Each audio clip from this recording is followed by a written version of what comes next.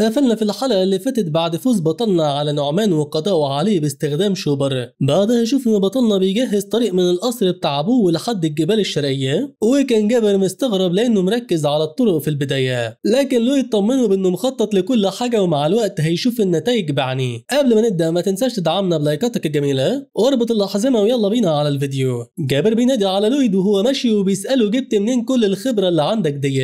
ده انت مش بس عملت نظام تدفئة جديد من الصفر، بل وكمان بقيت مستدعي وحوش من مستوى عالي جدا. بصوت كله جد بيسأله جابر هو انت لويد بجد يا اسطى ولا بتضحك علينا؟ ساعتها النظام بيطلع له بسرعة وبيقول له جابر شاكك فيك. لويد بيقول في نفسه انا عارف شخصية جابر كويس جدا من الحكاية، ولو عارف ان شخص تاني غير لويد فهيخلص عليا فورا. فمع ان لويد الاصلي شخص همجي وملوش لازمة، الا ان جابر وظيفته حمايته وهو فارس فاجر بيلتزم بتنفيذ مهمته كلها. لويد بيكسر الصمت وبيفعل مهارة ابو الهول وبيقول له انا اتعلمت كل ده في وقت فراغ يا اسطى، يكونش عندك مانع ولا ايه يا عم جابر؟ جابر بيقول له انت كل اللي بتعمله واحنا مش شايفين هو انك بتسكر، ولكن لويد بيسأله هو انت يعني شايفني 24 ساعة حتى وانا في الحمام ونايم؟ جابر بيقول له بس حوار سحر الاستدعاء ده بيحتاج حوالي 20 سنة تدريب. لويد بيقول له بصوت حاد يعني انت الوحيد اللي فاجر في العالم؟ ما انت كمان وصلت لاعلى مستوى في المبارزة وانت عندك 20 سنة، اشمعنى انت تكون عبقري فاجر وانا ابقى مجرد همجي عديم النفع؟ ليه ما تقولش ان انا كمان عبقري زيك وعندي موهبة في استدعاء الوحوش؟ لويد بعدها على طول بيفعل مهارة تغيير المواضيع وبيقول له لو عندك حاجة تانية يا اسطى قولها، ولو ما عندكش سيبني اكمل شغلي. بيتمشى بطلنا شوية لحد ما بيوصل عند بايرن وبيقول له عايزك في خدمة معلش، كل اللي عليك بس تراقب العمال دول في شغلهم لحد ما ارجع عشان عندي مشوار مهم. جابر بينادي على لويد وبيقول له انا جاي معاك يا نجم عشان مهمتي هي حمايتك. لويد بيقول له مفيش مانع اتفضل معايا يا باشا، كده كده هحتاج لقوتك عشان استرجع الفلوس اللي راحت مننا. في الوقت ده نفسه بقى بنروح على حدود مدينة اسمها لويدينيا بالقرب منهم. هناك بنسمع صوت الغشاش توريس اللي نصب على ابوه منفعل وبيكلم نفسه وبيقول له ازاي خسرنا كل الفلوس في لمح البصر؟ اكيد استخدموا علينا خدعة زرتنجية ولا حاجة. واحد من جنبه بيتدخل وبيقول له ان القمار طول عمره زي الخيارة، يوم في ايدك ويوم في ايدك التانية. طب ما انت كمان برضو يا معلم كسبت فلوس كتير بنفس الشكل ده، لكن بعيدا عن الحوار ده فانا الحارس بتاعك بس عشان بتدفع لي فلوس كويسة، ولو مش معاك فلوس فانا ماشي واحمي نفسك يا اسطى.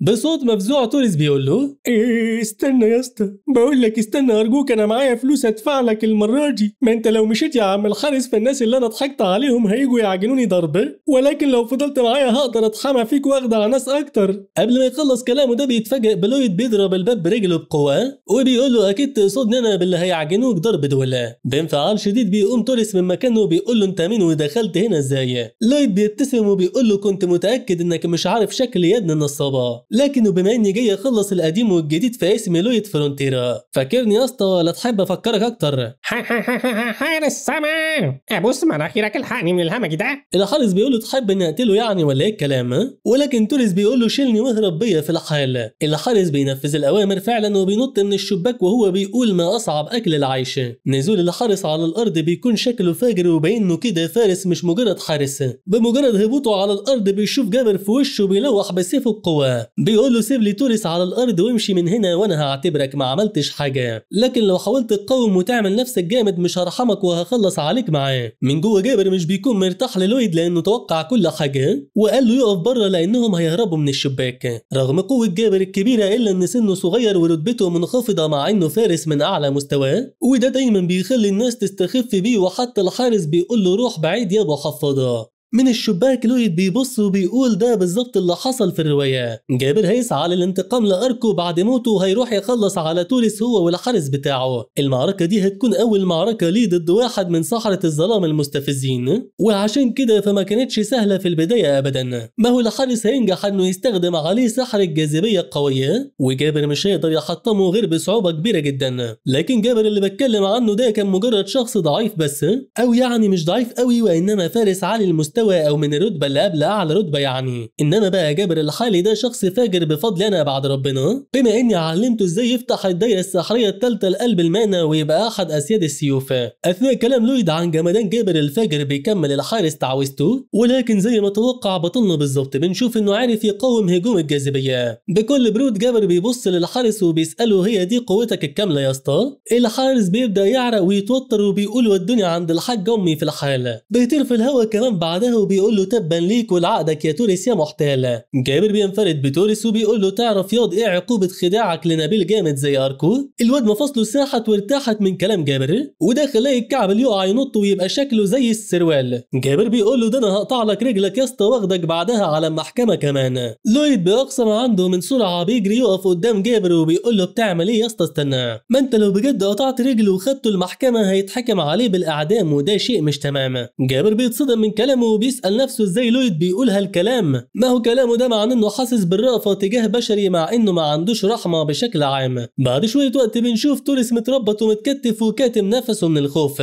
لما هو عيل سيس قوي كده ليه بيشتغل نصاب من الاول يا ناس؟ رغم ان ده كان كلام لويد من جواه الا انه بيبتسم لتوريس وبيقول له ما تخافش، انا عارف طبيعة البشر كويس وكلنا ساعات بنبقى طماعين مع اننا من جوه طيبين، عشان كده فانا شايف ان عقوبة الاعدام دي ظلم ومستحيل اعدمك يا اسطى. طبعا انت دلوقتي يا عم توريس ممتن ليا وبتفكر ترد لي الجميل ازاي، وانا مش عايز اتعبك في التفكير يا عم وكل اللي عليك بس ترجع ممتلكات البارون. توريس بيرد عليه وقتها وبيقول له يا سعادة الباشا انت لو سامحتني بجد هرجع لك الفلوس بزياده كمان. لويد بيقول له ما تخافش يا اسطى انا عارف انك هترجع لي كل حاجه بزياده بالفعل، انا بس كنت بوضح لك اول حاجه هتعملها ولكن لسه اللي جاي احلى. رغم خوف توريس الا انه بيقول له امرني يا باشا يا كبير، يا اللي من الناس كلها تستاهل احسن تقدير. لويد بابتسامه بيقدم له عقد وبيقول له امضي هنا وبعدها تقدر ترجع بيتك وتعيش زي ما انت عايز. توريس بيساله يطلع ايه العقد ده بالظبط يا سعاده الباشا، وبيرد عليه لويد بانه عقد توظيف عادي بمرتب منتظم كمان، لكن طبعا بما انك عليك فلوس كتير غير الممتلكات اللي خدتها فانا هحتفظ بس ب 80% من مرتبك. ما تقلقش يا اسطى وما تخافش، فحسب حساباتي مش هتحتاج وقت طويل عشان تسدد كل اللي عليك. هما بس كلهم 520 سنة زائد مصاريف الشحن وتكون سددت كل حاجة يا حرامي يا ابن الصباح.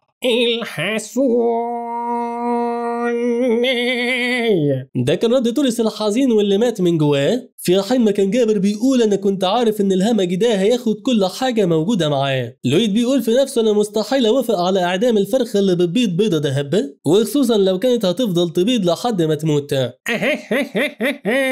ممكن كمان اعمل من طاقه حياته عصير قصب وافضل اشرب منها لحد ما يموت، ولكني وقتها شكلي هحتاج لشفاطه كبيره. اخيرا بيقدر توريس انه يتكلم بعد فتره طويله وبيقول له كفايه افترى يا سعاده البيه، عايز تشغلني لبقيه حياتي وكل ده ليه؟ عشان سرقت بس حته ارض وقصر ومطعم وكافيه؟ سيبونا في حالنا بقى لحسن انزل اعمل في الشارع واحد امباليه. لويد بكل هدوء خالص فحت بيرد عليه وبيقول له انا ما اقدرش اجبرك تعمل حاجه انت مش عايزها يا اسطى، لو مش عايز توقع ما توقعش بس حاسب لا توقع مني في المحكمه بقى. لعب لويد بالكلام بيخليه يفهم كل حاجه 100 وتمام التمام، وعشان كده بيوقع وهو عمال يبكي ويغني راحه حياتك يا عبد السلام. اثناء العوده لفرونتيرا من تاني بيكلم جابر بطلنا وبيقول له كده معانا فلوس كافيه لتسديد فوائد القرض بتاع الشهر الجاي. لويد بيقول له مفيش الكلام ده يا معلم لاني هستثمر الفلوس دي كلها بما اني محتاج لعمال اكتر جنب ال 30 جندي اللي عندنا. بيقول لويد في نفسه انا في مشكله كبيره الصراحه بسبب سمعتي الزباله، لان ممكن محدش يرضى يشتغل عندي عشان هيفتكروني هنصب عليهم، رغم كل الشكوك اللي جواه الا انه بيعمل الاعلان وفيه بيعرض 20 عمله ذهبيه اسبوعيا للعمال. لويد بيكون مستغرب لما بيشوف ان الناس اللي جايه تشتغل عددهم كبير جدا، وبيسأل جابر ازاي ده بيحصل وهم المفروض بيكرهوني اساسا. جابر بيقول له كلامك صح ولكنك بدأت تظبط الدنيا مؤخرا بعد ما عملت انظمه التدفئه وسلمتها في مواعيدها وكمان خلصت على الخاين. كل الحاجات دي كافيه انها تخليك في عينيهم شخص يستحق ثقتهم واكتر كمان. بصوت مصدوم وقتها لويد بيقول انت تقصد ان الهبل اللي انا عملته ده صلح اخطاء السنين اللي فاتت كلها؟ افكاره بتنقطع لما بيطلب منه احد المتقدمين للوظيفه يسمح له بالتوقيع على العقد. بعد التوقيع بيشكره جامد وبيقول له تسلم على نظام التدفئه، لان الواد ابني ما تعبش السنه دي زي كل سنه في فصل الشتاء. وسط معامله الواد كويس لبطلنا واظهاره لامتنانه ليه بالشكل ده، بيقول بطلنا في نفسه انا حاسس بتأنيب الضمير، ما هي كل حاجه كنت بعملها حتى الان كانت عشان الفلوس وبس، ومع كده الناس بتحترمني مع اني نفختهم مصاريف. الواد بيقول له انا عندي واحد قريبي ساكن بالقرب من مدينه لاكونا، والشخص ده لما جه يزارني وشاف الدفايه طلب مني اسالك لو بتركب دفايات في المدن المجاوره. كنت واثق اني هتوسع بسرعه في كل مكان. ده كان كلام لويد جوه نفسه، واللي بعده بيكسر صمته بيقول بص يا اسطى احنا بنوصل لاي حته بس السعر هيكون اغلى شويتين 300 عشان مصاريف الشحن بس. جابر بيكون مراقب لكل تعابير وشه وبيقول انا بخاف من الكائن ده كل ما وشه يتحول، لكن الصراحة المخطط بتاعه كان فاجر من البداية. فبعد ما انهى بناء الدفايات قرر انه يركز على الطرق عشان يسهل السفر بحيث يقدر يوزع الدفايات لأماكن بعيد بأقل تكلفة. بعد الحوار ده بيطلع لويد يقف على قمة التل بتاع كل مرة مع جابر. هناك بيقول له تعرف ياض يا جابر يا اسطى، الجبال دي كلها كمان شوية هتبقى خالية من الأشجار كليا، أصل الدفايات اللي أنا عملتها دي بتحتاج لكمية كبيرة من الوقود، وبالتالي فالأشجار بتاعة المدينة دي لوحدها مش هتكون كفاية. جابر بيتعصب من كلامه وبيسأله ازاي صنعت حاجة ممكن انها تدمر البيئة بالشكل ده. بيقول له لويد متخافش، انا عامل حساب كل حاجة في اي حتة زي ما قلت لك. الطريق اللي بعمله حاليا ممتد لحد الجبال الشرقية، والجبال دي فيها منجم فحم ملوش حل. من المنجم ده هنطلع الفحم ونستخدمه كوقود من هنا ورايح، وهنبيعه بأسعار خيالية لأن مفيش بديل عند حد تاني. أفكارك فجرة يا لويد يا جامد. لما بيلاحظ لويد ان جابر اتعصب شوية بيقول له ما تخافش، هعمل للسكان بتوعنا تخفيض بسيط، تخفيض بسيط قوي يعني، ولا اقول لك بلاش تخفيض. كل دي كانت افكار لويد قبل ما يقلب على وشه الجد ويقول لجابر انه سمعه وهو بيقول عليه جوه نفسه راجل خبيث. لويد بيسأله تفتكر لو ما عملتش كل ده هنقدر بجد ندفع الديون اللي علينا يا نجمة؟ جابر بيفكر شوية مع نفسه وبيقول له الصراحة الحل بتاعك فاجر وجبار، لكن المشكلة اللي حاليا ان المنجم ده محدش من الحكام كان بيجي جنبه وكفاية هزار. السبب في كده انه كان كل شوية بينهار وعمل مشاكل كتير وموت عمال اكتر من الشطار. بابتسامة منحرفة بيقول له لويد ما تخافش يا نجم، انا هحل كل حاجة لاني فاجر ومعايا احدث اساليب الحفر واللي اسمها الحفر بآلة الدرع. بيكمل لويد وبيقول له يلا بينا نبدأ شغل في الحال. في حين ما كان جابر مش فاهم وبيسأل نفسه لو كان يقدر يستخدم الدرع ده مع السيف بتاعه. طبعا حوار الكهف ده يظهر من بره وكأنه حوار سهل وعادي، ولكن في الحقيقة لا يا عم لويد، لا مفيش حاجة سهلة في الدنيا دي يا اسطى تحديدا. وللسبب ده فلو دخلنا الكهف لوحدنا هنشوف مجموعة كبيرة من النمل العملاق، واللي بيعتبر المكان ده بيته مستحيل يسمح ان حد ياخده منه. بالرجوع للويد فهنشوفه بيستخدم تقنية الكاجي بونشن نوزر تنجيتسو، ومنها بيستدعي بيت كامل متكامل موجود في مدينة جديدة وكومباوند لوحده. البيت بينزل من السماء وبيقول له شبيك لبيك يا حبيب والديك، تحب افضل في المكان ده ولا اروح في حتة تانية سعادة معاليك؟ كل دي طبعا بتكون مجرد احلام اليقظة، لان لويد لسه قاعد بيرسم آلة الحفر. بيقول انا حصلت على تقنية التصميم المتوسط ولكنها لسه من المستوى الاول، وللاسف في الرسم بيها بطيء جدا حتى الان. ياه على صعوبة الحياة، لو كلها امور هندسية كنت حلتها بسهولة، ولكن تنظيم الامور المالية ده صعب وما درستوش من سنة اولى. النظام بيطلع له لحظتها وبيقول له ارسم بايدك ياض يا مستفز لو مش عاجباك المهارة، وساعتها لويد بيجيب ورا وبيقول له انا ما قلتش حاجة يا باشا خلاص. لويد بيقول نقاط علاقاتي الحالية تخطت ال 600 نقطة، ولكني صرفتهم كلهم للاسف عشان ارفع مستوى كل مهاراتي السابقة. بيطلع بعدها على مكان الكهف اخيرا وبيقول جه الوقت اللي فيه احدد هحفر المدخل ازاي. باستخدام مهارة الفحص من الرتبة المتوسطة بيبدأ يحدد أبعاد الكهف من جواه، بما إنه بيقدر يشوف بيها مسافة 5 متر جوه الكهف من غير حتى ما يدخله. لويد بيقول المشكلة الحالية إن عملية الحفر هتحتاج لوقت طويل، في حالة يعني لو استخدمنا العمالة البشرية وكده يعني. ما هو للأسف شوبر مش بخير من كتر الشغل ولازم أسيبه يرتاح عشان يقدر يكمل بعدين. من هنا بتيجي فكرة جامدة لبطلنا وبيقول أنا هستدعي وحوش جديدة وخلاص. أكيد المرة دي هقدر استدعي تنين مجنح زي رعا ولا حاجة مش زي المرة اللي فاتت. رغم كل ده الا ان الدايره السحريه بتصغر وتوصل لحجم عقله الاصبع برضه، ولكن لويد مش بيعمل اي ردة فعل وبيقول اتعودنا على القرف خلاص. من جوه الدايره بتخرج وحشه انثى لابسه فيونكه وبتقول له انها مرأة مستقله، ولكنها قبل ما تخلص كلمتها حتى بتقع على الارض وبتقول له ما مسكتنيش ليه. لويد بيسال نفسه لو كانت الكائنه دي من الوحوش مستخدمي السموم، لان شكلها من بره الصراحه عديمه النفع. بقول لك ايه يا بنت يا بطه، انت بتقدري تكبري برضه زي شوبر وعندك مهاره خاصه والكلام ده؟ بطه بتاكد على كلامه فبيقول لها وريني مهارتك الخاصه. طب لو كده بمجرد ما بيشوف لويد مهارتها الخاصه بيجري بيها على الكهف، وبتفضل بطه تشتغل هناك لمده اسابيع طويله. بنعرف بعدها هي كانت بتشتغل ايه لما بنتعرف على مهارتها، واللي بيتضح انها قدم وتقدر تستخدمها في الحفر تحت الارض. بطلنا طبعا بيكون بيستخدمها في الحفر بحجمها الضخم ده كله، وبيقول لجابر جه دورك يا اسطى وعايزك تبدا تعمل اللي قلتلك عليه. بنعرف هنا ان بطة بتحول التراب والزبالة اللي بتاكلها لحديد، ولكنه مش نضيف قوي يعني. الحديد ده لما بيخرج من الحنبلة بيبدأ جابر يفلقه نصين حديدة ورا التانية. القطع بتاعه للحديد بيكون كله متساوي بحيث يقدروا الحدادين يشتغلوا بيه ويعملوا أسلحة يبيعوها. من اللي بيعمله جابر بيكون حزين وبيقول يا عم جابر، فاكر لما كنت فارس عبقري زمان؟ الناس كلها كانت بتتكلم عنك، ولكنك دلوقتي عايش في خزان أحزان. لويد بيقطع أفكاره بصوته العالي مع إنه بس بيكون بيشجع العمال التانيين. بيقول بطلنا في نفسه أنا دايخ يا جدعان وكنت هموت من غير الأنبوبة الكبيرة دي واللي دورها هي جلب الهواء من بره لأن الأكسجين هنا ضعيف.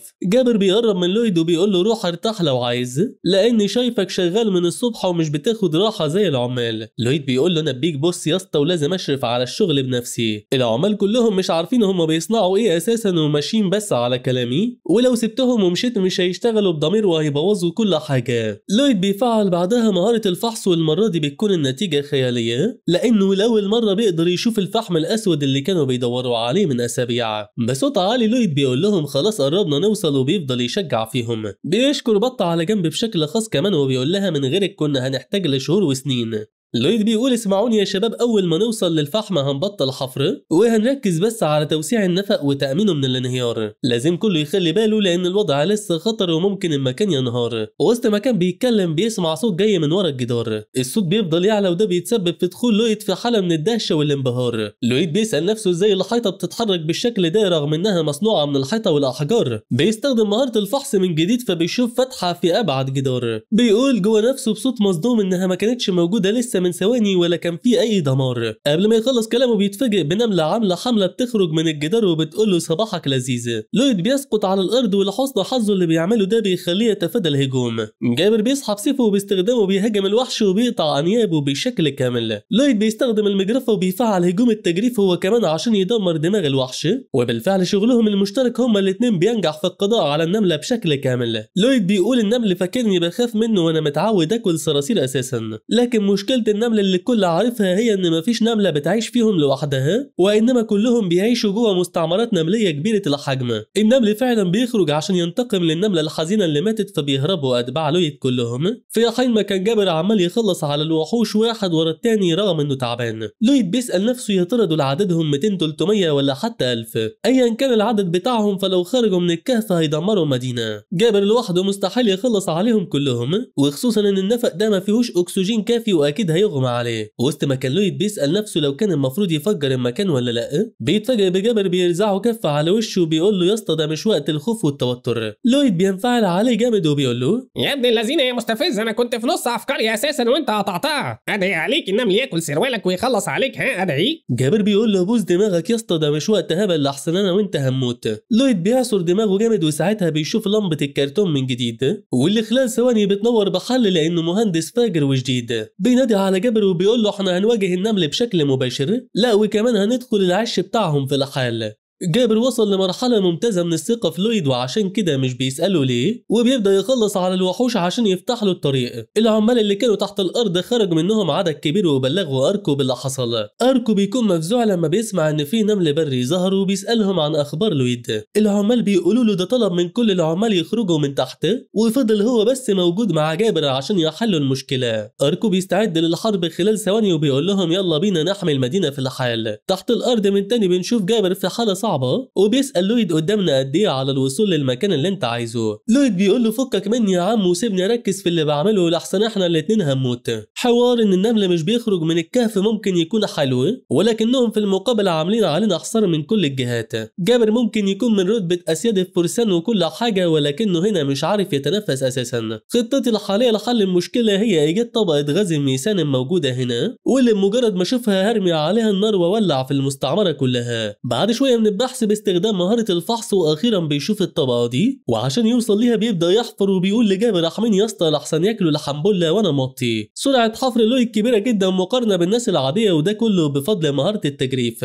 لكن المشكلة انه مش بيقدر يكمل حفر بعد ثواني لما بيسمع صوت قوي وشديد. الصوت ده بيكون لملكة النمل واللي بتخرج تشوف اللي بيحصل وبيكونوا ابطالنا جنبها عاملين زي ما يكونوا هم النملة. لويد بصوت متوتر وقتها بيقول انا اول مرة اشوف ملكة اكبر من الولية ملكة انجلترا. بسرعة. بيسأل بطلنا جابر تقدر عليها يا اسطى، ولكنه بيرد عليه بالنفي. بيقول له ان بعض الحاجات كده الواحد بيقدر يعرفها من غير ما يحاول حتى، ولكني هحاول استخدم كل قوتي واهجم عليها بما ان مفيش قدامنا اي حل تاني. هجوم جابر عليها مش بيعمل لها اي حاجة، فبتضحك وبتقول له كفاية زغزغة بقى يا اسطى عشان بغير. لويد بيلاحظ ان صاحبه في خطر، فبيبدأ يزود من سرعة حفره جامد جدا. بالفعل وبعد ثواني بالظبط بينجح في الوصول للنقطة اللي كان عايزها، وبيطلب من جابر يهرب ناحية المخرج في الحال لو عايز يعيش. هما الاتنين بيجروا بسرعة بالفعل لحد ما بيوصلوا للمخرج اللي دخلوا منه من شوية. هناك بيقول لويد ان الغاز خلاص خرج وملا الكهف من جوه اكيد، وعشان كده بيرمي الشعلة النارية اللي في ايديه وبيقول للنمل كلوا دي لو جعانين. وسط ما كانت الملكة على وشك انها تخرج وراهم عشان النمل مش بيسيب اكله يهرب، بيحصل انفجار شديد القوة جوه الكهف وبيخلص على كل النمل بمن فيهم الملكة بتاعتهم. جابر بيحمي لويد بجسده وبيقول له ما تخافش يا اسطى مش هتحصل لك اي حاجة. لويد بيقول له وقتها يا اسطى بوس دماغك سيبني اموت، بس بلاش الحركات اللي بتعملها دي. أركو البطيء بيكون لسه على مدخل الكهف لما بيسمع صوت الانفجار ده، وبيكون حالف انه يدخل يجيب ابنه من جوه، ولكن رجالته بيحاولوا يمنعوه. لويد بيكون لسه في نفس الوضعية وشكله كده اختار انه يستمتع عشان مش عارف يقاوم، ولكنه بعدها بشكل مفاجئ بيقدر يقوم وبيقول وداني كانت هتفرقع. بيبص وراه بسرعة بعدها، ولكنه لحسن الحظ بيشوف ان ملكة ماتت. قبل ما يكلم جابر ويقول له ياض يا ملون، بيتفاجئ انه مغمى عليه اساسا، وبيفهم انه كان راجل محترم وفقد وعيه بس عشان يحميه. الانفجار كمان وللاسف تسبب في حاله من الاغماء لبطه، فبيعتذر لها لويد، ولكن افكاره بتنقطع لما بيكتشف ان الناحيه التانيه من الكهف انهارت. النظام بيطلع له لحظتها وبيقول له يا واد الاكسجين يا وله كده هتموت يا واد، لو مت انا كمان هموت معاك يا واد. لويد بيقول له ارحم امي واسكت، وبيركز على استخدام مهاره الفحص بس، ومنها بيعرف انه لازم يحفر اكتر من 15 قدم عشان يعرف يخرج من المكان ده. النظام المستفز بيطلع وبيقول له نسبه الاكسجين الموجوده عندك تحت ال 50%، ولكن لويد بيتجاهله وبيقول له انا ما عنديش حاجه اقدر اعملها غير الحفر وبس. اثناء حفره بالشكل ده جابر بيفتح عينيه ببطء وبيكون مصدوم من اللي بيشوفه. لويد بيكون بيحفر قدامه وبينادي عليه هو وبطه، وبيقول لهم انه هيخرجهم كلهم من هنا حتى ولو كان هيموت. اخر حاجه بيسمعها جابر بتكون لويد بيقول انهم مسؤوليته هو ومستحيل يتخلى عنهم، وعشان كده رضاه عن لويد بيزيد قبل ما يغمى عليه بالظبط. الاكسجين حاليا عمال بينخفض عند لويد، ولكن نقاط علاقاته عدت ال 150، وعشان كده بينادي على النظام وبيقول له عرفني ايه المهارات اللي ممكن اطورها حاليا. هنا بقى يا صديقي بنوصل لنهايه حلقتنا، ولكن لو فجرتنا لايكات ففي حلقه قصيره هتنزل اليوم برضو فيها بقيه الجزئيه دي. والسلام عليكم ورحمه الله وبركاته.